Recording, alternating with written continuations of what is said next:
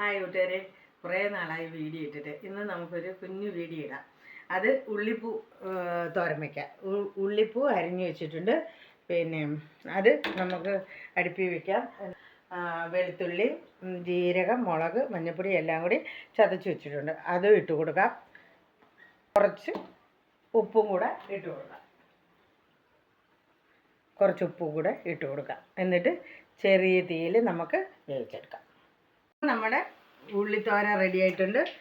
നമ്മൾ കടു പൊട്ടിച്ചിട്ടുണ്ട്. അത് കുറച്ച് നമുക്ക് ഒഴിച്ചു കൊടുക്കാം.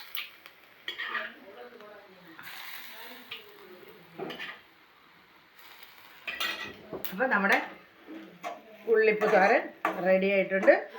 നല്ല ടേസ്റ്റാണ്. എല്ലാവരും ഒന്ന് ചെയ്ത് നോക്കണം. അപ്പോൾ നല്ല ടേസ്റ്റാണ്. എല്ലാവരും ഒന്ന് ചെയ്ത് നോക്കണം. എല്ലാവരും എൻ്റെ വീഡിയോ കാണണം. ഞാൻ കുറേ നാളെ കൊണ്ട് ഒരു വീഡിയോ ഇടുന്നില്ല. എല്ലാവരും ലൈക്ക് ചെയ്യണം, കമൻറ്റ് ചെയ്യണം, സബ്സ്ക്രൈബ് ചെയ്യണം. അടുത്ത വീഡിയോയിലൂടെ നമുക്ക് വീണ്ടും കാണാം.